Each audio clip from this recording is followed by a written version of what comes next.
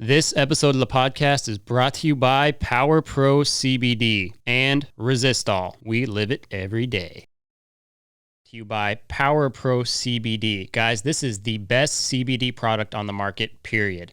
They're the only CBD company that controls its crops from start to finish. You know, as they say, from dirt to bottle. It's the most pure CBD supplement on the market. There's so many CBD products out there, and most of them are BS. I can tell you most of them are BS. This is not that.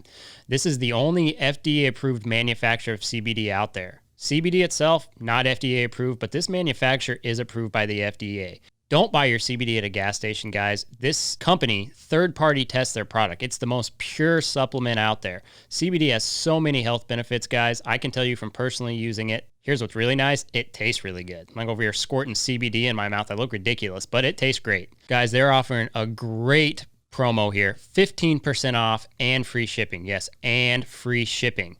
Type in the promo, The Gauge, at checkout to get that discount. It's powerprocbd.com. That's PWRprocbd.com. Check them out. What sets Resistol apart is the legacy of the cowboys who wear the brand. These traditions are passed down from fathers to sons, from heroes to future champions.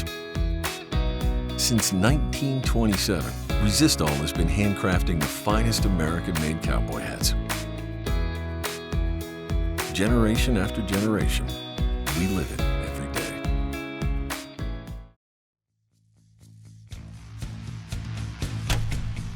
This is The Gauge with host Chance Conradu. Are you freaking serious? It's Conrado. This is The Gauge, and I am Chance Conrado. On this episode of the podcast, we have got Sid and Rocker Steiner. It's bareback and board shorts, guys. These dudes are awesome. They're coming at Rodeo full force. Rocker's doing great. We're going to see great things out of him. Sid is a legend. I mean, come on. This dude did some amazing things. You know, he's a world champion and totally marched to the beat of his own drum, just like his son's doing right now. We talk about all kinds of great things, mostly Boba. That's Bob Steiner, the absolute savage that is kind of the matriarch of that whole... Wait, matriarch's a woman. Never mind. He's as manly as they come, guys. Check out the episode. It was a lot of fun. So are podcasts more like on audio or video or both? Or I mean, ours is on both. I mean, it just depends. We came at it. If we're going to do it, we're going to do it all the way. That's why we did the whole studio, did the best cameras, best everything. I mean, some of them, they're like recording on their phone. Like Rodeo is so far behind every type of media compared to really anything else. Yeah. I mean, it's like 30 years. Yeah, and that's something we can probably get into because when Rocker was growing up, he was competing wakeboarding, and really all their stuff is social media. Everything. And so when we came back into the rodeo world, it was funny to Rocker, like he was 13 and he couldn't believe how far behind the guys were, like with their social media accounts and stuff. So it's nuts. Yeah. One of those deals, if it's handled right, it's a deadly weapon. Oh man, I'm saying it's so funny though, because you look at, I'm a big UFC fan, and I came from a rodeo family specifically, and then like transitioned to doing stuff like that. And to see like where the UFC was when it started in the early 90s, now it's like one of the biggest sports in the world. But rodeo's been around for 100+ years, and it's just kind of slowly going along. That's why I thought it would be cool to have you guys on, because I mean, we all love rodeo for what it is, what it represents. But dude, in the early 2000s when you came out, like the way that you dressed, the way that you did things, I mean, it resonated with me, because that's the kind of crap I like when it comes to pretty much everything. Yeah. So, well, I appreciate it. It's funny though, with the social media, my wife and I joke all the time about like I might have dodged the bullet. So, you know, it would have either gone really good or really bad, because I didn't have much of a filter. I was my own guy, and I didn't mind who saw. So there's no telling what I would have posted. Right. I mean, but it was authentic. That was what was cool about it. And like, I was so young back in those days, but when you see something that's like, there's one dude and then everybody else, doesn't even matter what the event is. That's just different. Like every sport needs that kind of thing. And back in the day, I'll say your day, not because you're old, but your day, there was not coverage, right? It's like the only televised thing was NFR, right? And you could watch that, but we didn't have Facebook, Instagram, Cowboy Channel, RF, any of that stuff, which, you know, if you watch Cowboy Channel, I actually don't. But, you know, it would have been interesting to see a Sid Steiner right now, and, you know, you're coming up, and maybe that's you. Yeah, well, the bad thing is Rocker might be wilder than I was. So, but, yeah, you know, and the funny thing about being different in rodeo is my deal really was authentic. You know, Right. I mean, even, you know, people ask me about my celebrations or anything. None of that was planned. Right. It honestly is what just came out. And, you know, not naming any names, but you see certain rodeo guys that have a planned Right. deal, and it just doesn't, to me, it doesn't come off the same. You know, Right. It's like it's a planned celebration, or even if somebody has kind of an out there deal, something you can tell who's made up, and what, you know, in all sports, you can tell if it's truly their personality or if it's something that is actually part of them. I mean, no doubt it was all you, but I mean, you would take those fines and do your thing, and it was just, I wish that was going on. Somebody was doing it right now, because it would change the sport in a different way, just because there wasn't coverage back then like there is now, you know? Right. Well, you know, fines aren't a bad deal if you're winning a lot. A good point. Yeah. If you're not rodeoing though, yeah, sheesh. Yeah, no doubt. But I, you know, I don't know why. And I told Rocker the other day, you know, I mean, when you're raising kids, you know, you tell them, hey, these are the rules, and, you know, but it's hard for me because I don't know, from the time I was born or could remember, I just did not like rules. I mean, there's something about them that just kind of irritate me, you know, Right. Especially like really dumb rules that don't make any sense. Right. It's like it makes you just want to like go break that rule. But then now I'm a parent now, and I see Rocker has some of that about him. So I have to And kind of be that's how like, I know I'm his son. yeah. So I have to be like, Aside hey, from your face, yeah, like well, you guys look sometimes so much alike. we went the other day. We were going through a no wake zone, and Rocker was driving the boat. And I'm like, hey, Rock, back it out, man, no wake. And Rocker looked at me and went, so when did you start following the rules? I'm like, man, you know, Yeah, maybe you I'm can't not, say much maybe to I'm that, not, right? Yeah, maybe I'm not doing a great job here. But I was like, well, hey, look, you know, that is the rule. There's cops out here, you know, so Yeah. like, you know, I'm trying to do better. Right. as a No, parent, I yeah. get it. For you, I mean, your dad's kind of an eccentric dude too. Very, I mean, he's, yeah. how old is he? My dad is 68. And yoked. Oh man, he's Yeah, I mean, just he's a machine. his whole way of being is just like, it's no wonder you turned out the way you did, and you turned out the way you did starting there. And it's crazy because, like, my grandmother, like, she tells me not to do stuff around him because he'll try to do it. There's this guy that went to prison or something. He was like a boxer or something, and he went to prison. They were like, how'd you come out, like, in the best shape of your life? He's like, I got to where I could do like 1,250 push-ups in an hour. And I told my grandfather that, and like a week later, he called Dad and was like, guess how many push-ups I did? We're like, how many? He's like, 1,350. And then like 2 years later, my uncle and his friend Tim Kennedy broke it. They did like 1,450, and it pissed Bob off again. And he was like 67 at the time. He went in his room and did 1,750 push-ups in 1 hour. Wow. yeah, So you he's don't- that you guy. don't- Oh yeah, he And like if I try to like do a headstand and push, like kick up into like a handstand, like he'll try to do it. Or if I like do a backflip off into the water, he'll do it. Yeah, He's you have to be real 68. careful. Yeah, you have to be real careful around him because he all the time wants to push what he's supposed to be able to do. You know, Yeah, he had rotator cuff surgery and got out and barefooted the next day. in a sling with his shoulder. Dad was like, "Why'd you do that?" He's like, "Just to know I could do it."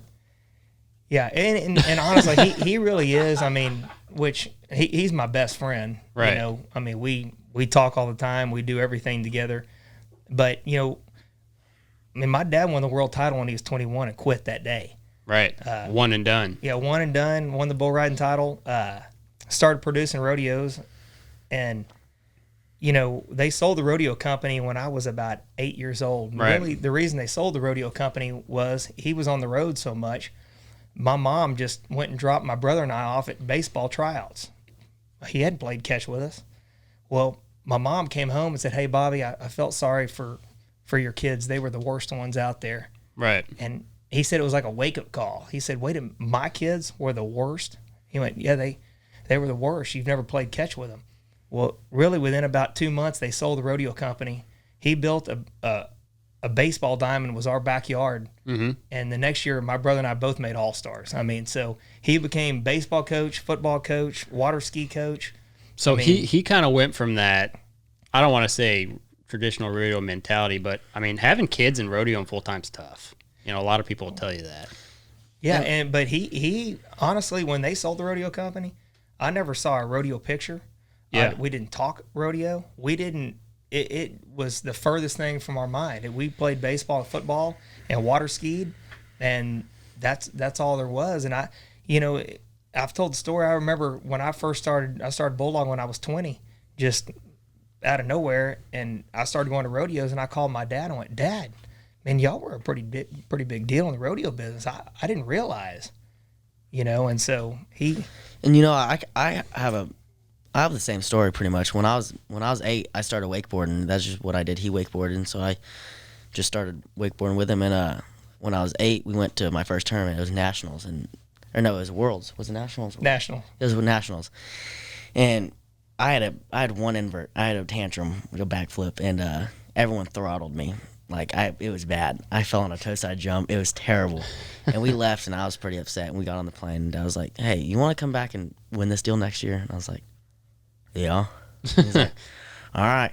He started pulling me out of school early, and I mean, there's no school. I said, hey, he was upset on the plane. I was upset too, because I mean, when you're a parent, and I know everybody says, you should live through your kids. I have no idea how in the world you don't do that. Right. I mean, I know you shouldn't take it to an extreme, but everybody lives when your kids are competing. How you're not part of that, I don't. That saying doesn't even make any sense to me. So when Rocker took that beating at nationals, I mean, I took that one too, because right. all the parents were out there, and they're pretty much patting us on the back, telling us, oh, y'all keep practicing, maybe he could be good one day. And I'm like, oh, that's it, so screw you people, we're coming. We got on the plane. I looked at Rocker. I said, hey, you want to win this deal next year? He went, yes, sir. I went, don't cut your hair, and we're riding every day. Yep. Which that was a lie. We rode about 2 or 3 times a day. Right. So, I mean, it was when it was 40 degrees out. We rode all through December. All wetsuit and everything. Yep. Oh, yeah. And so we went back next year, and he won the 10 and under world championship. So that's pretty impressive. I mean, I think if you take that kind of dedication and put it into anything, you're probably going to succeed, right? So you started bulldogging when you were 20, and just off the cuff, you probably had that same mentality, right? That you were going to approach it the same way you had him approach the wakeboarding stuff.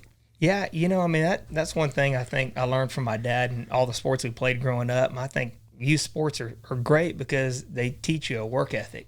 And I think you start seeing, hey, why does little Johnny make the All-Stars every year? Well, if you pay attention to little Johnny, he's out working your ass, Right. And so I just when my high school football stuff was over, I started team roping a little bit, and then that led to the bulldogging. And I remember when I started steer wrestling, I thought in high school, hey, I laid it all on the line for football. I worked, and then I started thinking about the times that, hey, I didn't go work out because I had a date with this girl, or I didn't do this because this seemed more fun. And I just made a promise to myself. I was like, this is my shot, and I'm not going to be outworked. Right. I won't be outworked doing this. So, I felt like I had a second chance, and I poured everything into it. And, that's really like with Rocker. I think that's what the wakeboarding taught him, is how to progress at things and how to keep pushing yourself. And really with Rocker, I mean, that's what I'm the most proud of, is how hard he works. Right. And, I think you have to work really hard to be great at something, but I think everyone needs to have someone to look up to. I can't believe there's some guys that started skateboarding. They had no one to look up to. Like Tony Hawk, he was his idol. He had no one to look up to I want to be as good as this guy. Right. I have Casey Field, and I have Harley Clifford, and I have Corey Tunis, and all these guys to look up to in wakeboarding and bareback riding. And that's what pushed me to be. I mean, I'm not much right now, but when I started looking at Casey Field and Tilden Hooper and Mason Clemens and Clayton Bigelow, all these guys to look up to, and I want to be good as these guys. Like, I think that's insane that some guys can not look up to anyone. Well, it is, but you said something interesting, and Rocker got lucky, right? Because he's got Bob, he's got you, all these guys, but your kids turn out, and I know you're still a kid, but it's important to know because someday you'll have kids too. Your kids turn out based on how much you put into them, right? You have those rare kids who'd be like, born in inner city, whatever, and they figure it out themselves. And for the most part, I mean, kids need guidance, and when you see that, and then you get to see the results as a parent. I mean, it's got to be super, super exciting for you, and also a big source of pride, probably. Yeah, and the neat thing is I didn't ride rough stock, but my dad was a bull rider, and I think when you see hard work, but then when you see things pop up that don't have anything to do with work, like Rocker's style, I mean, it looks like my dad. And I mean, I don't know where that comes from. I mean, that has to be a genetic thing because Rocker's, the way he bows his chest out and stuff, I mean, that's not something we talk about all the time. That's just, I think it's a gift that my dad gave him. Right. No, I mean, it makes sense. And genetics play a big factor in pretty much everything. But it's interesting because you mentioned guys like Casey Field and all that, and you can look back at old interviews where Lou was like, he sucked. You know what I mean? And he'll even say it. He sucks. Tilden swears that he's the worst bareback rider that's ever put his hand into a rigging, like when he first started. Yeah. And nobody thought that he was gonna like his mom tells stories where she yelled when he would mark out, like, just go to the D's. Just go to the D's, baby. Yeah, they just wanted him to make the whistle. They just wanted him to make the whistle. Right. Tilden, I mean, I really do, I think people like Tilden and Casey, there's something that sets them apart. Anybody that gets that level, because there's people that have had more athletic ability than guys like them, but there's something that where they can push themselves, and even like Tilden talking about his start, he wasn't good for a real long time.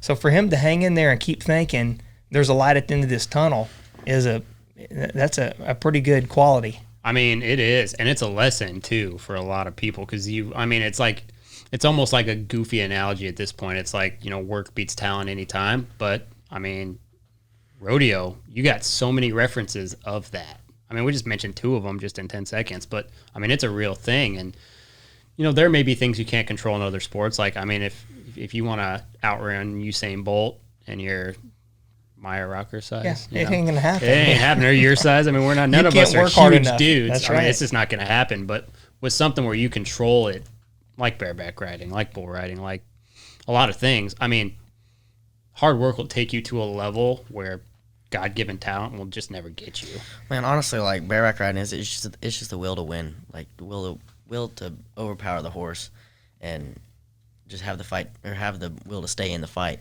Right. If you quit when you're on that horse, you're. And I think too that the neat thing about rodeo, and we've talked about lately, and I didn't really realize until in 2002, my last year I retired, and I didn't think about rodeo for a long time. And when I got back in it, you don't realize what a family it is, because as soon as Rocker started riding bareback horses, all these guys reached out to me and said, "Hey, we want to help." Yeah. And I mean, I didn't know Casey really. I knew Louie a little bit. And I'd seen Casey when he was a little kid, but when he found out Rocker was riding bareback horses, they came and were like, "Hey, we want to help." Casey introduced me to Tilden. I mean, they're 2 of my dearest friends right now. When Tilden's home, "Hey, when's Rocker getting on? When do I need to be over there?" I mean, honestly, for them to all throw in, and anytime Tim O'Connell or any of the guys around, they all want to come over and give their time. And I mean, that's been a big advantage, and really that's most of the bareback riding that Rocker has seen has been at that level. Right. He watches those guys. Right. Yeah. I mean, as you said, you just mentioned a 4-time world champion and a 3-time world champion. I mean, dude, who else should you watch, Right. And I mean, I think that's been a real advantage for Rocker and those guys come over and they'll get on a few practice horses with him. And so, they've made him feel like he's part of the gang. Right. And I mean, that to me, that just shows what a family rodeo is, because those guys, they didn't know me anything. Right. I mean, and that's something you find with pretty much everybody in rodeo. I mean, if you want to rope calves, all you got to do is talk to. It doesn't even matter. It doesn't matter if it's Tough Cooper or a Corey Solomon or they'll be like, well, come rope. Sure. You know what I mean? That's just a mentality. They're They not don't care. untouchable. You know. No, I mean, well, they if you don't want- act like that. No, if you want to rope, call Joe B. Yeah. You can head right on over to Joe Beaver's house. Yeah, and- he's going to tell you if you're not from Texas, you suck. So move to Texas. But yeah, and he'll have a place to rent you even. he you sure know? will. Yeah, dude's got it figured out. But Yeah. it's interesting because one thing I always think about when I think about you guys is I look at other sports, right? And I always use UFC as a reference because it's like the newest sport. Like if you just look at history, right? And there's so many dudes in there that represent a lot of what rodeo dudes. I mean, you guys hang out with Donald Cowboy Cerrone sometimes. Dude, he's like the opposite of what you guys are, right? He's a different sport, but brings the cowboy to that sport. Mm-hmm. You guys are cowboys, but you're bringing something different to rodeo. It's like polar opposites, but Same mentality. it's the same mentality. And that's to me, that's like the most important thing that's, I don't want to say missing, but it hasn't really happened much, Yeah. right? It's well, like and that's funny. Like on Cowboy's name, I mean, it's his nickname. yeah, You know, and his nickname's Cowboy. yeah. And honestly, I love him to death. He's a great guy. He's been great to my kid. He's, you know, I've seen him ride a horse. He doesn't ride a horse great, but is he a cowboy? He's a freaking cowboy. You damn right he's a cowboy, because anybody that lets you close him in that ring and get in there with the guys he gets in there with and puts out the effort and does what he does, that's what being a cowboy is all about. I mean, there's nothing like that. If that's something I've seen, you've done a little bit of it, and I did quite a bit of it myself. There's nothing like that. I would get on 20 horses before I'd close a gate with any dude off the street. But being It's a different cowboy is a thing. mentality, you know, and Yep. he lives by a code, and he is a cowboy in my opinion. I He mean, is. you know. I mean, he's a cowboy who went into something totally not cowboy. And, you know, it's kind of funny. It's like the board shorts and bareback and all that stuff kind of thing. You guys, there just needs to be more of that in rodeo. And that's just my opinion. I bet you there's 20 old sons who won't agree with me on that. You know, But I really think though there is more of it than people think. there's more of it than you think. You know, because I think once you kind of get to know, and that's one thing I think rodeo's behind a little bit on, is they haven't let you get to know all these personalities. They almost let you think that everybody lives on a big ranch and that's how, but that really... Yeah, because if you think about it, the only time you see these guys is when they got their belt and buckle on and their cowboy hat and their tucked in shirt. Like, you don't see them at home. No, you don't. I mean, You don't see 'em listen, when you're you just listen hanging to out the, with your you friends. listen to the music everybody's playing out in the parking lots at That- rodeos. I've always said that. That will blow your mind. It's not John Denver, folks. No. You know, you name it. If it's on the Billboard top charts or whatever, it's playing in the pickup. Yeah, I mean, I really think there's more of a diverse group in the cowboy world. You know, I mean, and I think it's been going on for a long time. You look back Yeah. at Bobby Del Vecchio. I mean, he grew up in the Bronx in New York. Now, Right. how do you become a world-class bull rider out of the Bronx in New York? You know, I Right, mean, right. if you want to, and I think he saw somebody ride a bull, and he found a way to do it.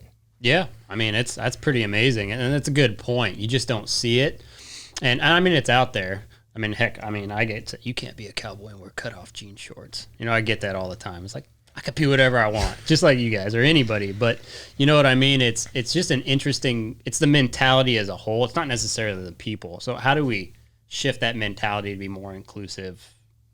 You know, I think just takes more people like you Well, guys. and I think too, if you know, a lot of people think, oh, well, I'd like to do that, but I don't know anybody. Or if I reached out to that guy, he wouldn't give me the time of day. But like you said earlier, if you saw somebody rope a calf and you thought, hey, I'd like to do that, you could call any of these guys and they'd say, I tell you what, I've got a school coming up. Why don't you come over?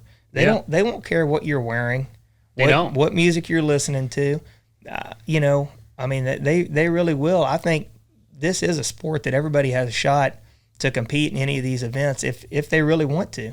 Well, yeah, I mean, and timed events, there's some daunting things there, right? Let's say you come from a less than fortunate family, you know, economically. Well, there's some daunting tasks. Truck, trailer, a horse that's not a total piece of crap, you know, all the gear. I mean, that's one thing, but for like to go ride a bull, a bronc, you don't need Doesn't much. cost much. No. It doesn't cost much. A bull rope's $150 and a glove is $25. Exactly. You get some boots at wherever. Boot Barn or wherever, and then Yeah. You can make it happen. So there's so much opportunity, and that comes back to creating more exposure for the sport, right? Like getting you're always going to have a certain argument, right? Well, you wrestle cows. Because they never know exactly what they're saying. You wrestle baby cows. Yeah. We were watching a video from Rodeo Houston this last year of some chick wearing antlers, and she's actually pretty cute. I shouldn't say that, but I was surprised. Like, we might be able to convert her.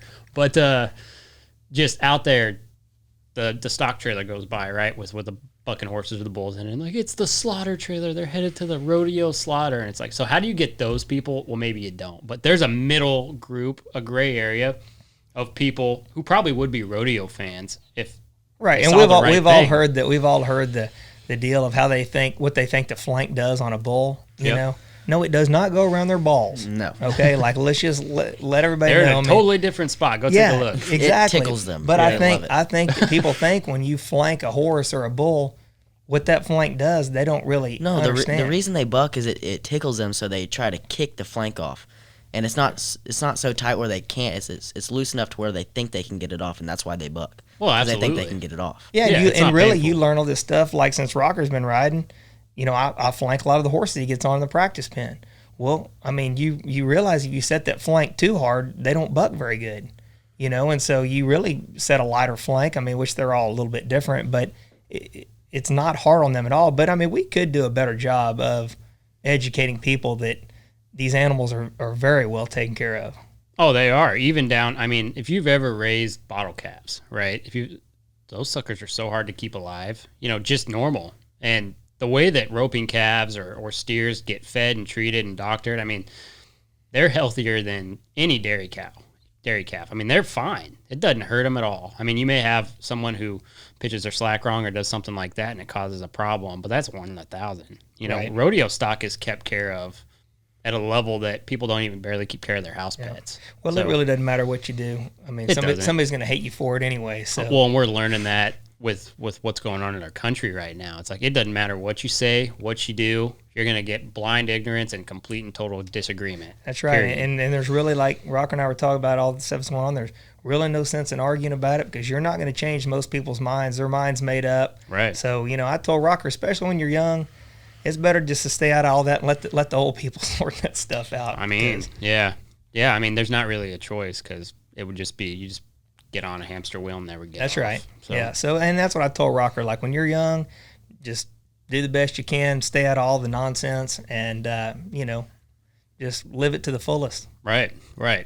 So one thing I wanted to go back to with you, Sid, is when you started bulldogging, is like, when did you decide, or had you decided before you even started that you wanted to be a world champion? I mean, there's a decision that has to be made that you're going to hit the road that hard. Yeah, I mean, I think anything I've ever gotten into, I wanted to figure out how, first of all, I could be the best that I could be. But when I first started throwing steers down and going to rodeos, and I felt like pretty quick I had a knack for it, And like I said, I didn't want to leave any stone unturned. I didn't want to leave any doubt that I didn't do the best I could. And I just gave it everything I had, and it worked out. It worked out the way I wanted to, and ended the way I wanted to. Yeah, I mean, definitely. It's funny because you can find the clip when you won that round 10 in 2002, and I mean, it was pretty cool to watch, especially because those dudes were huge compared to you. Yeah, no, they're. It's funny. I didn't realize that I was that much smaller. And, right. I see some of my old friends that rodeoed with me, and like when I run into them now, like Jason Lair, I hang out with all the time, but I hadn't seen him in like 2 years, and when I saw him, I was like, my God, I didn't know you were that big, And I mean, I guess I didn't realize back then how big the guys were, but I see them now, and I'm like, man. Right. Dad tells a story when he first started bulldogging. They went to a rodeo and he saw John W. Jones, and he found out that John W. was kind of like around his size. And Dad ran down. He was in the bleachers with Gigi and Boba, and he ran down there, and he was standing next to him trying to size him up, and he was looking up at Boba like and Boba's like, and he went back up there and was like, we're the same size. He's like, well, he's a little bit taller than you, but you're a little bit thicker than him. And I think it's funny, at the American, I was on the back of the buck and shoots, and Clayton Bigelow was about to get on his horse, and I was back there sizing him up. Good. Right. Which when you're trying to see if you're bigger than Clayton Bigelow, that's not the best thing in the world, because Clayton's not the biggest man. Right. I mean, most rough stock guys aren't. It Yeah, seems and- like there might be an advantage to that. But Yeah, that's a little bit of a gift in the rough stock deal, but in the bulldogging, you gotta get to a certain point, I think, to have enough. I mean, you had to pack on some size. I don't know if you already had it or what, but you could tell that you spent time in the gym and you looked more like an athlete. Yeah. Well, than I appreciate that, but anybody else like did. I'd come from a football background, so Right. I mean, I'd always worked in the gym, and I wanted to take that same approach to rodeo, but I did have to, I had to eat extra and try to keep weight on. But it's funny, Rocker telling that story about sizing up John W. You know, it's funny. You know, the more he'd move away, the closer I'd get to him, and I remember just kind of like looking at me like, what in the hell is this guy doing? And he and I have gotten to be good friends. And I mean, he's one of the greatest guys in the world, you know, class act. Right. And he and I laugh about that now. He doesn't really remember it. It was pretty interesting. I mean, it is funny. I mean, gosh, there's dudes in the bulldogging right now that are like 6'7". Could you imagine? Just No, I know. And I took Rocker out to let him watch that junior NFR. I don't know, about 3 years ago when he first started riding bareback horses to kind of see what Right. the kid deal was up to. And it's at that Cowboy Christmas. So, you know, Yeah. all the guys are around, and a guy comes up to me. He's Rowdy Parrott. Rowdy Parrott. Dad was standing there, and Rowdy Yeah. Parrott. Well, Rowdy Parrott came up. Rowdy's not big. He's the No, smallest no, guy he's in the his field size. right now. So he came up and introduced himself to me, and my dad was with me, and we were all got to talking, and you know, I was telling Rowdy, man, I sure thought he was doing a good job, and this and that, and I leaned over, I was talking to somebody else, and I feel Rowdy kind of right next to me, you know, and He's doing I it. kind of like look over, and my dad starts laughing. And my dad said, "Hey, Rowdy, I know what you're doing. Y'all are about the same size."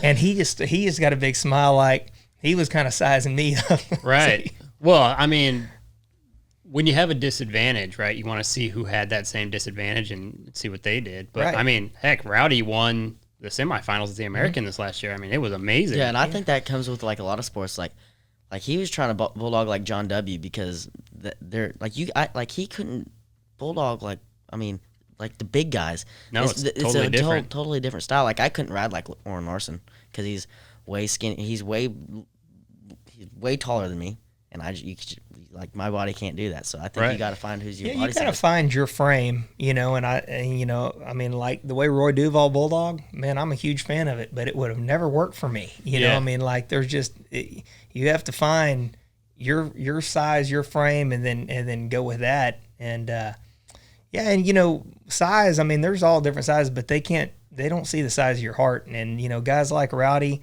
and you know, there's been more smaller guys bulldog than what people realize. Right.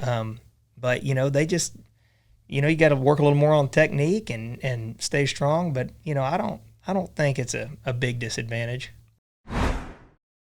This episode of The Gauge is brought to you by Power Pro CBD. Guys, this is the best CBD product on the market, period. They're the only CBD company that controls its crops from start to finish. You know, as they say, from dirt to bottle. It's the most pure CBD supplement on the market. There's so many CBD products out there, and most of them are BS. I can tell you most of them are BS. This is not that. This is the only FDA-approved manufacturer of CBD out there. CBD itself, not FDA approved, but this manufacturer is approved by the FDA. Don't buy your CBD at a gas station, guys. This company, third-party tests their product. It's the most pure supplement out there. CBD has so many health benefits, guys. I can tell you from personally using it. Here's what's really nice. It tastes really good. I'm like over here squirting CBD in my mouth. I look ridiculous, but it tastes great. Guys, they're offering a great promo here. 15% off and free shipping. Yes, and free shipping. Type in the promo The Gauge at checkout to get that discount. It's powerprocbd.com. That's PWR procbd.com. Check them out. I think really if you look at the history of the Steiners, we've never talked about anything but being great. Rocker, I mean, he's been like a little rock star from the time he's been able to walk. I never thought I was going to carry on the family rodeo deal, but I guess it hit me in the back of the head. He's ready to show what he can do.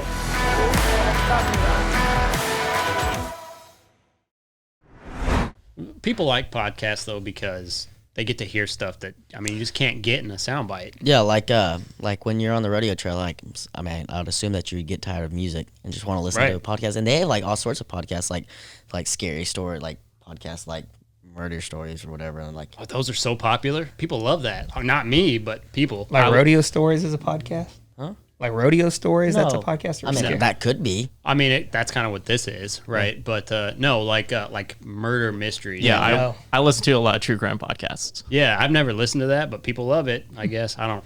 I really haven't listened to many podcasts. Like I've watched like Cowboys Run, like Joe Rogan and stuff, like Joe Rogan stories, like on Mike Tyson and stuff. Like I watched that one, and I watched Y'all's with Casey, and Yeah. I haven't really done much of it. But I mean, Joe Rogan's podcast has been around for like 12 years. Yeah, I mean, that's I good. remember listening to that barely out of high school.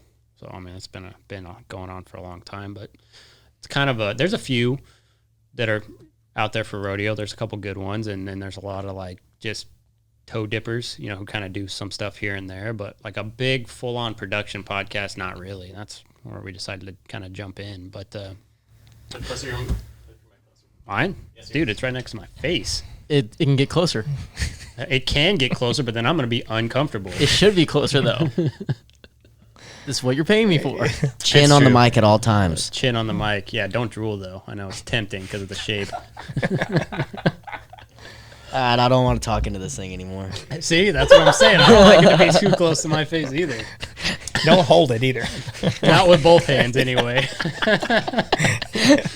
That would be inappropriate. So what, Ty, is that every single podcast so far? Don't hold it with both hands? That's kind of like we're going to have to make a T-shirt. I think We'll put your face on Yeah, it. Don't Don't, do don't it. you do it. I think we've not said it like twice out of the 14 we've done. Yeah, probably with some of the ladies. You can do it as Respect. long as I get half of the merch sales. Half the merch sales. Call it. Done. All right. Yeah, one half Everything your face. has a price. Yeah. Everything does. Yeah, it was funny when we had Colton Fritzland on here. It was like we did this picture. I was like, every time I look at that kid, you look like Robin Williams, dude, when you were young. And he just makes these ridiculous faces. Oh, my Did a God. side by side of him and young Robin Williams. I told him if he makes the NFR, I'm going to put that on a shirt and wear it. That guy is awesome. I've been around him like 4 or 5 times, and I can't get enough of him. He's cool. Dude, he is. And he's from Rifle, Colorado, which is just a really small mountain town that is real close. My family's from like 30 miles from there. So, you know, my family knows his grandparents and all that because they ranch out there. And yeah, he's just a good dude. But Yeah. I mean, he low key could be the best bull rider in the Dude, field he's for good. NFR. I went to a little bull riding with Clayton Sellers. That's how I met Colton. And Oh yeah, right there. that looks like him. It does, right? Yeah, but I went to a little bull riding with them. I went with Clayton Sellers, and they were riding, and like I was blown away by how it was him and Colin Telford. I think Telford, something like that. Yeah. And yeah, they were riding, and it blew. Like they ride good. Dude, he's, you know, Kai Hamilton gets a lot of attention, you know, the Australia thing, and he's Yeah. legit. But That Colton guy's is crazy, like, dude. He's so legit too. I went and got on at Cody Lambert's when Tim O'Connell was just coming back, and Kai was there, and he had his mouth shut. He broke his jaw, and he was hungry, so he cut it out with wire clippers to eat pizza. I was like, dude, did that not hurt? He's like, yeah, it hurt- Australians, it hurt man. a little bit. Dude, Those I Australians. mean, he's got a cool story too. So I mean, he pulled up here and they have like this grand caravan and all this, and it just comes in here. I don't know where he got those Wranglers, but they're from the '90s. He has the look. Well, I think Troy Dunn is the one that kind of, you know, took him under his wing and sent him over here. And I mean, that guy, I don't know if you remember him, he was pretty legit. Yeah. I mean, I've never been overly excited about bull riding, you know, because I just like roping calves. But now with these dudes, it's really exciting, and not even the PBR, the rodeo guys. Yeah. It's Well, I think any event where you see new blood come in, it just kind of freshens things up, you know? I mean, nothing against the wily old veterans, but right. sometimes when a new batch comes in, it just kind of changes things and kind of how everybody interacts. And I mean, It does. Yeah, I think Colin and Colton and Sellers, I think they're the next, like, you guys need to get Sellers on here. Yeah, totally. He'll yeah. come in here with his tux and looking all nice and big old wiener. Do not grab that microphone, Rocker. Come on. I don't even want to talk into it anymore. It's funny. And one thing about you guys, totally changing the subject, but I mean, you guys have a really long history in ranching, and you guys have the Steiner Ranch and all that stuff. And it's interesting because I actually didn't really know much about that, and I got informed by Casey Field about all that. But what did your great grandfather do? What was, because we can't say everything that he did. We'll have to kind of keep this on. So, my great granddad he was a pretty rough character, and he started putting on Wild West shows. So that's kind of how we got into the rodeo business. And this was before there were rodeos. Mm-hmm. They did Wild West shows, and my granddad, served in World War II, and then when he came home, that's when the Turtles Association was formed, and they were some of the first and got their cards and started, they went from Wild West shows to rodeos. So my family's been in the rodeo business really since the rodeo business was started. Yeah, that's pretty interesting because not a lot of people can say that. I mean, you guys have a lot of photos and documentation of kind of that rich history that you guys are able to look at and reference back to. Yeah, and it's neat because, like I said, we don't have my mom and dad's pictures, and my mom made the finals twice in the barrel race too, so can't forget about her.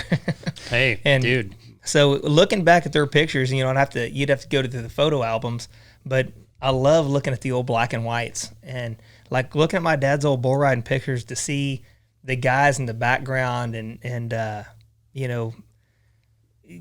Harry Tompkins and Donnie Paul. Gay, George Paul. I mean, just to Gary LeFew. I mean, just to see all the guys and it being black and white, and just kind of wondering what the hell was going through their mind.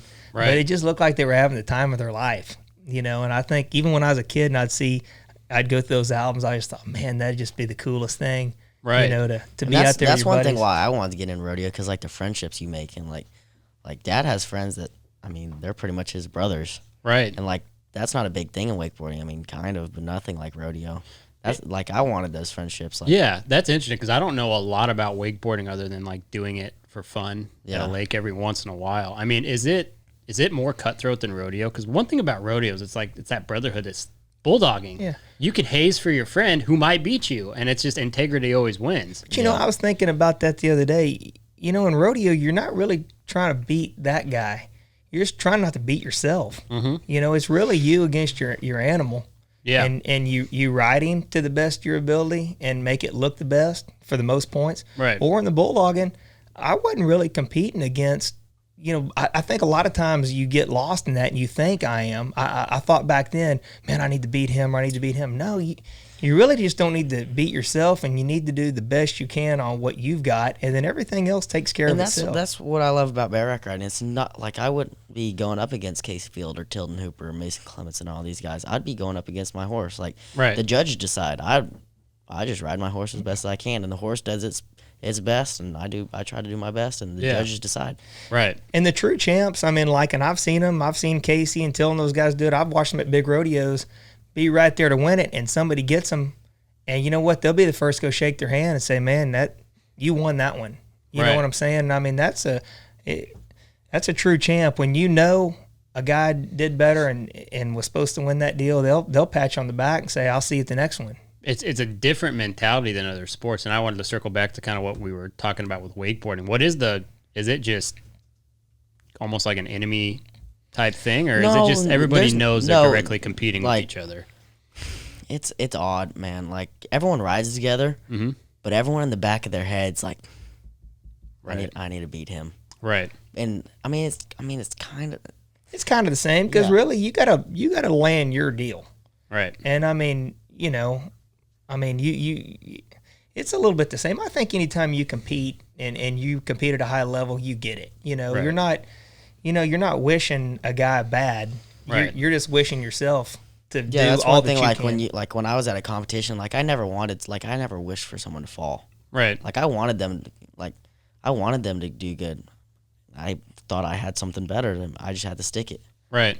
Yeah, I mean, you don't.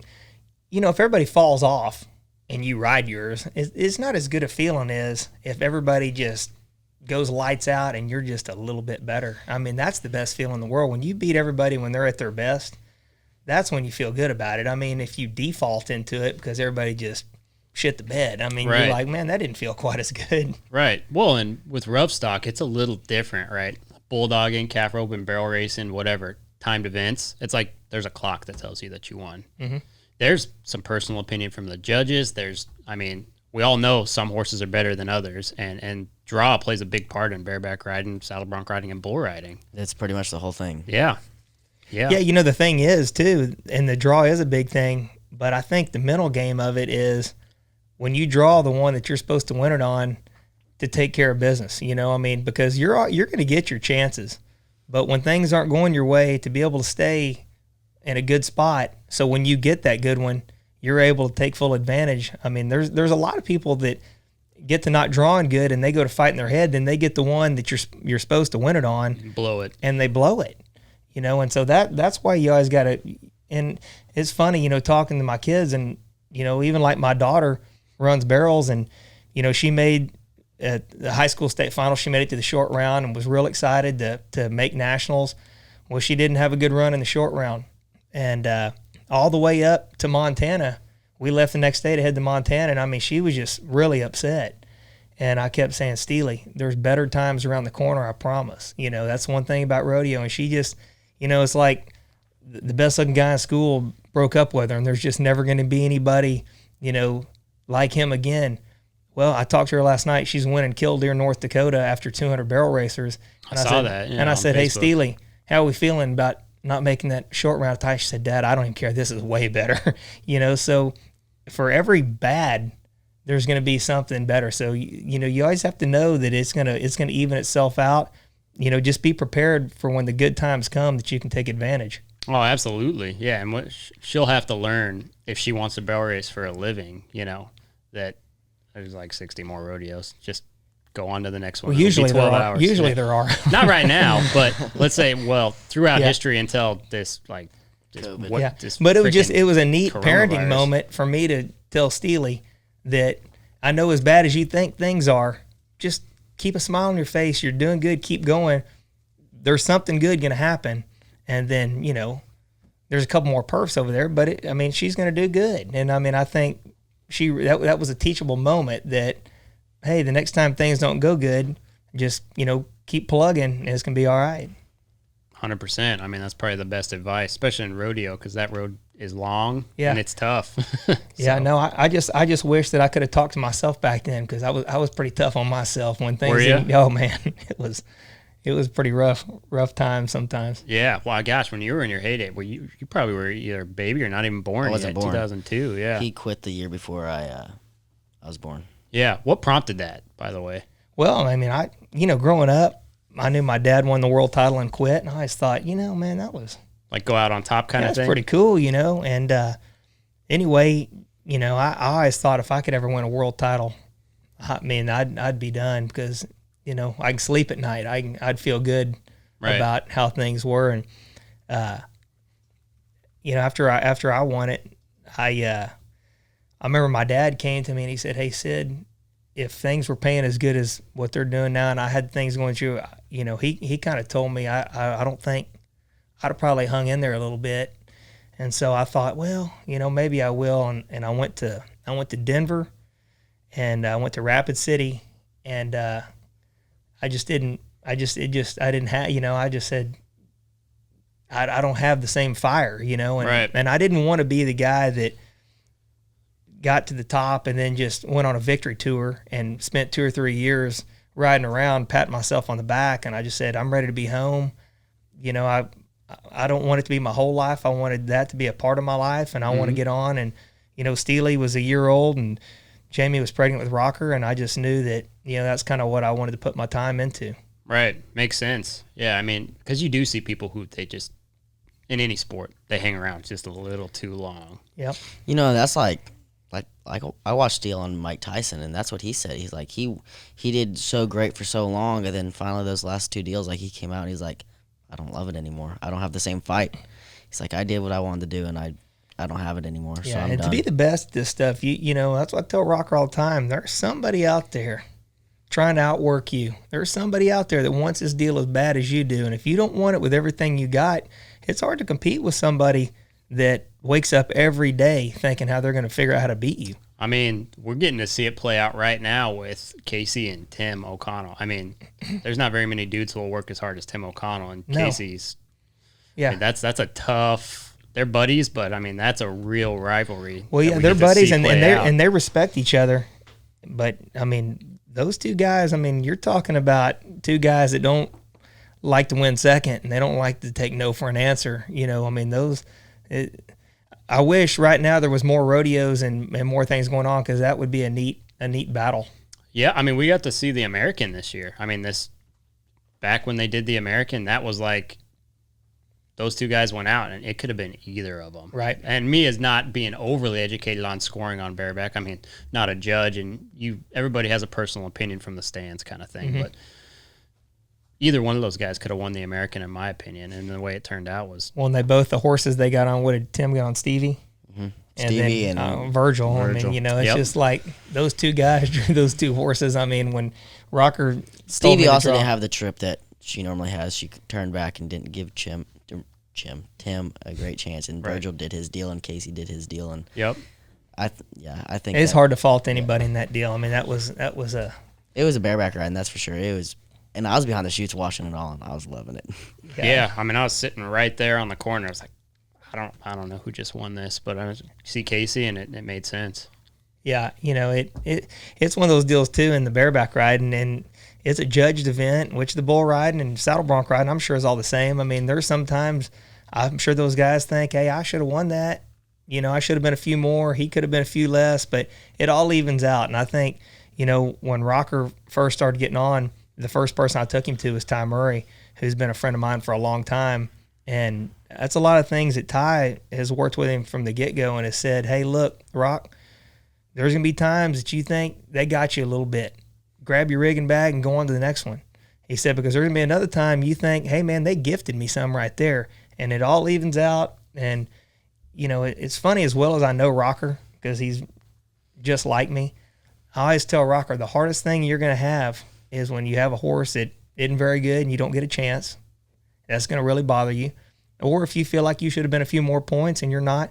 So just grab your stuff, throw it in your truck, and go on to the next one, because you can't change anything by sitting around there and moping and saying, well, this or that. You might as well just keep going, and it'll all even out. Right.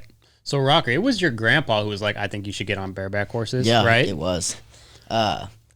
So I'll just tell a story. I went to a wakeboard contest, and I did my deal, and I did as good as I could do, really. And I didn't get on the podium, and we were driving home, and I was like, Dad was like, Rocker, I think you need to learn how to compete more, because like there's no wakeboard contest really. And he's like, I think you ought to just start doing something, just compete, like maybe just start team roping a little bit. There's jackpots every day. And then I was like, oh, okay, whatever, I'll start riding a horse or whatever. And he called Boba and told him, and he's like, Boba was like, oh, okay, whatever. And he called Dad back and was like, I think Rocker needs to start getting on bareback horses, because Don Graham, my grandfather's buddy, saw this junior bareback riding deal, and he was like, I think Rocker should start doing this. And Baba told Dad. Dad told me, and I got home, and Baba showed me a video of like some of the kids getting on. I was like, okay, let's go. Yeah, when That's Dad it. told me that, I said, hey, we got to let him start team roping, because you can compete all But the right time. then it was like, oh my God, I'm gonna start riding bareback horses. Like, NFR me up, let's go. Right. I That get- was I- the mentality? yeah, You're just like like, I- let's freaking roll? Like, I get to go on the road and do what I love. Like, I loved it from the instant I even had it in my mind. Really? Yeah, and I got a bucking machine, and I texted Casey when I found out I was going to start getting on bucking horses, and I was like, what bucking machine do I need to get? He's like, Link Weaver, and I was like, all right, let's go. And I started getting on it for like a month before I started getting on bucking horses, and I thought I was the greatest bareback rider ever, because I could ride this bucking machine. And then he got on- and then he I got got his on. I first- seriously thought I sucked. I was like, I am the worst bareback rider that's ever lived. Yeah, those literally bucking got on a machines horse will that- give you a false sense of where you're at, because you can ride that bucking machine, but when there's a real animal, like Rockers, what is it? Reality versus expectations. Oh yeah, so like I did like this reality versus expectations or whatever. Like on a piece of paper? Yeah, or no, wrote like it down? I did it on a video. It was like Casey Field on life jacket at the WCRA, and then That it was your That expectation. was my expectation, and then I got on like my first horse, and I just flopping all over this thing, It is walking. It was literally walking, and I almost died. Well, it was, but when I told Dad, hey, Rocker just needs to compete more. I think he's a little stiff, so maybe I just let him start team roping. We can compete all the time. Then we'll go to the wakeboard contest. My dad's like, Yeah, use it as a tool. So it's use more it as a tool, competition. right? And anyway, he called me back about 5 minutes later, and I thought he was going to tell me, hey, let's get an arena and we'll, get some steers or whatever. And he went, I think Rocker needs to start riding bareback horse. And I about wrecked the vehicle I was driving. I was like, are you out of your mind? Like, I can't imagine, putting my baby boy just screwing his hand on one of those things. I got my first Reagan, and it was a Beastmaster, and it was like plastic, and I slept with it when I got it. I slept You with were it. young. How old were you? I was 13. 13. Yeah, and you had the full dreadlocks, and you were 100% wakeboarder at that period. Yeah, right? I was dreadlocks, board shorts, and flip-flops. I was completely wakeboarder. So really and truly, when we got home, And I've never even thought about rodeoing. Right. Like, I was like, oh, that'd be cool, but I'm a wakeboarder. Like, that's what I do. Right. Did you even ride horses No, I at never all? rode anything. So you didn't even really know how to ride a horse. I mean, I did when I was like 6, but then I never, like, after that. you had your pony, Frankie. Old Frankie Blue Eyes. Old there you Frankie. go. But that drive was from Atlanta to back home to Austin. Uh-huh. And Dad told me this somewhere along the way. And I'm not kidding. When I got home, we had pre-fruit shoots being delivered. There was horses showing up. And I told Dad, I said, Dad, like, who's going to pick up? And he went, well, you. I said, Dad, I haven't even hardly ridden a horse in 10 years, and I damn sure have never picked up a bareback ride. He said, well, you'll figure it out. And I tell you one thing, he's right. When you see your kid on a horse, You get up. Especially as You- bad as I was. you I will- was about to get scraped off on some panels and knock my head off. you will figure out how to get over there. And it was, But I think it's funny looking back on it. I've just now thought of this, but like the pre-fruit shoots were getting delivered and all this stuff, and I was like, I forget what I was talking about, but Boba was like, Rocker, but what if like you don't like it? Like you may get on and just not like it. I was like, no, I'm gonna like it. I promise you. Right. And he's like, you may not. I mean, you may not like it. I mean, it's just how it works. I'm like, no, like this is my deal. What do you call your grandpa? Baba. Baba. So Yep. Baba hooked it up. Yeah. In between you guys going from that drive to, yeah. I mean, dude, how? No, but that's the way my dad is. I mean, when you say, here's the goal, like all of a sudden he just shows you the path. Yeah. I mean, it's like, I mean, what a blessing for you guys to have kind of, I don't want to say at the helm because, you're an adult and you guys are all doing your own thing, but to have somebody in your guys' corner who's like, oh, you want to do this? All right. oh yeah, no, We're doing it. Yeah, here it is. And I mean, like, my dad to this day works hard to find horses that are what we want to be getting on, you Right. know, and we've all been, talking with Casey and Tilden and the guys, like the way Casey learned and the way Tilden learned are completely different. Louis would only let Casey on 2 different practice horses for 4 years. Casey got on the same horse from when he was 11 to 16. Oh, I know. Yeah. I would Yeah. not be happy. So if that was Tilden, happening. on the flip side, had to get on anything and everything that anybody would let him get on. right. And, Tilden, to this will tell you, that's a lot of his neck issues that he has now are because he got beat up so bad learning. Right. And so he's like, you need to do it the way Louis had Casey do it. So we've always been, we get horses that are on the level that we want him, and then when he commands that, and then we'll let him bump it up. But, Rocker all the time is, Dad, I want on this. I want, he's all the time wanting to test himself. And I'm like, hey, we can test ourselves every few months, and then we're going to come back down, and we're going to keep honing our craft. And, I've had a lot of parents, in which we don't do the youth rodeo thing for a reason, but a lot of the parents will say, yeah, you still got Rocker on that protection program? And I kind of laugh. I'm like, yeah, you ought to see this protection program because we put him in some situations that most people wouldn't put their kids in, and we see where he's at, and then we come back down. Right. But, it's not so much a protection program as when he's 18 and he's ready to go, he's going to be ready to go. Right. Not too far away either. No, I'm a couple years. Yeah. A lot can happen in a couple of years. I mean, you'd probably be a whole different athlete at that point. Yep. Yeah, Rock's got he's just. I now even looked at comfortable. myself like 4 months ago. Mhm. Like, man, me 4 months ago, I would have whipped that kid's ass. Like, me 4 months ago is nothing compared to what I am now. Right. Like, and I cannot imagine what I'm going to be in 2 years. Right. Yeah. I mean, you have the right mindset to just keep going. And I mean, it's a big benefit to have those type of guys and guys like you and Boba. I'm gonna call him. I don't know him at all, Yeah, but we can call him it Boba, is. yeah. Yeah. No, but he's into it. I try mean, to make like me do 1,200 push-ups. Like Rocker's never been on a bareback horse that Boba hasn't pulled his rigging. They're up in Montana right now, hanging out, and Rocker and I are going. We're taking horses. We're going to go down and do some stuff at Mesquite this weekend. So he's real worried if I'm going to get Rocker's rigging pulled right. Oh my God! So I'm going to get 4,000 phone calls. So this will be kind of our first trip away from Boba. We've gotten on without Boba a few times and it's not gone good. So I think this is going to be. This is going to be our test right here. This is me stepping up. That's so interesting to hear how involved he is. Oh my! Like he's never missed a practice. I'm going to say I've gotten on 300 something horses. He's been there for 300 something horses. Wow. He's maybe missed 2. Yeah, 2. Belton Yeah. and whatever. Some other rodeo. Yeah, he's an important part, and really and truly, it's funny because my dad rode bareback horses a little bit, but Really? bulls a lot. Yeah, so I mean, my dad, he had entered the building rodeos, and he placed. He was a good bareback rider, but he said it soared him up for the bull riding, and he knew that was his deal. But listening to my dad talk about the mechanics of bareback riding and stuff, we were talking with Tilden one time, and Tilden called me the next day and was like, "Hey, man." He's like, I'm not gonna lie. He's like, I've been fighting a little something. He's like, and your dad just like solved it for me. Like, he's like, he's like, man, I really needed to hear that. So he's a pretty insightful cat. Yeah. Yeah, even like Clayton Sellers, like he's been he's kind of built like my grandfather's, my Boba, and he's been running his hand in the middle, and he's been having trouble going into his hand, and my Boba was like, you need to run your hand down there a little bit more. And Sellers is like, really? It's like, yeah, you're a little bit longer your arms are a little bit longer, and you just need to run it down there more because you're getting empty when they're going into your hand. And Sellers came up to me, he's like, Rocker, like, if I win the world this year, like, it's because of your Baba. Like, he just fixed it. That's what's happening to me. I need to run my hand down there more. Well, and it's neat when guys like Sellers that ride on a level that he rides on is still willing to learn.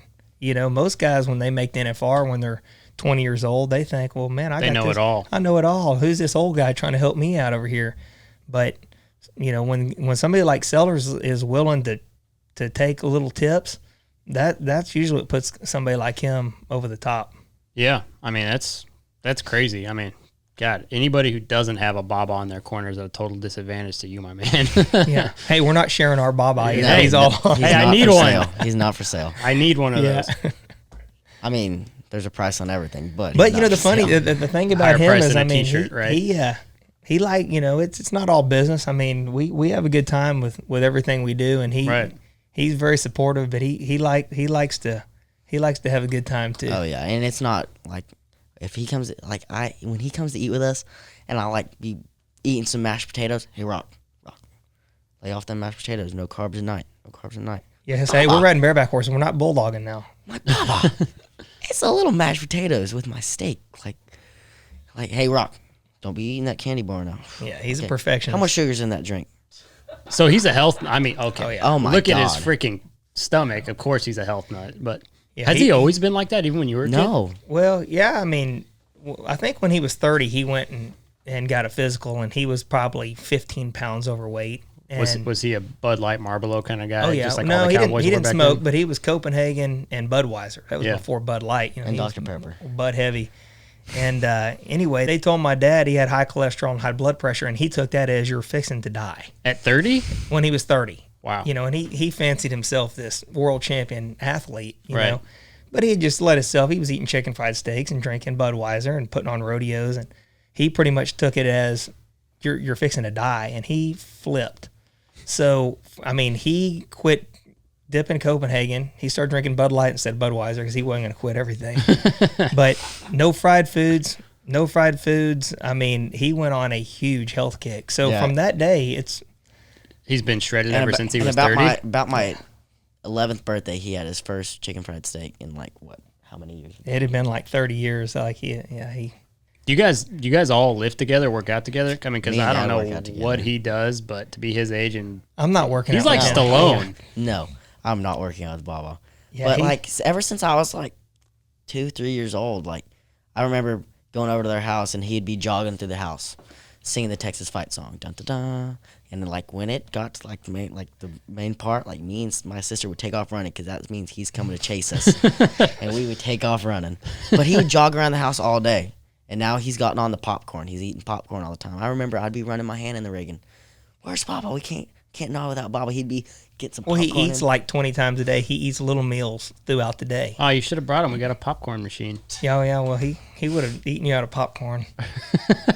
Well, we don't have any popcorn for it, but Oh, I asked you guys to get popcorn. I'm embarrassed. Guys, it's not audio only. The Gauge is on YouTube. Every single episode's on YouTube. We got 4K cameras, the best stuff. Check it out on YouTube if you want to see faces. Bright, smiling faces. We don't just use this lighting for nothing. We video it. Subscribe to our YouTube channel. Hit the notification bell. Lots of people are watching the videos, but not a lot of people are subscribing. Please help me. Help us. Help the Gauge. Subscribe on YouTube. Rocker, I know I'd mentioned, like, how did you guys get linked up with, I mean, I know your brother hangs out with Tim Kennedy, who's a freaking, like, a literal American savage. Mm-hmm. But how did you guys get, like, hooked up with Cowboy Cerrone and meet him? Well, we went to X Games one year, and our buddies, Douglas Duncan, Douglas, we ran into him, and he was with Bonner Bolton, and they were with Cowboy. And so we hung out with Cowboy, and we're like, hey, man, come out on the boat tomorrow or today, whenever it was. And they came out. Cowboy's like, Rock, you got bunk beds? I'm staying with you tonight. Like, you're my best friend now. We're best friends. Like, it's done. Like, yeah, he and Rocker hit it off right away, but Cowboy wakeboards also. So we had and friends. He knows Rusty Malinowski, who I've known for a long time. And then, like, just that. I know these people, you know these people, let's be friends. Yep. Yeah, Bonner's cool, too. Yeah. He's going to be on the show later this month. But yeah, so Cowboy, I mean, when he started coming out, we barefooted and wakeboarded, and all that stuff was right up his alley. So, yeah, he fell right in, and, and he and my dad hit it off big time because, he's like, hey, your old man's crazy. I'm like, I know. So they have a respect of each other. So yeah, Cowboy said in a news article or something that my Boba was his biggest hero. God, dude, you guys are going to have to put a bronze statue up of that guy. Well, we've got one at the steakhouse. He's riding a bull. Really? A bronze statue? Yeah. A big one.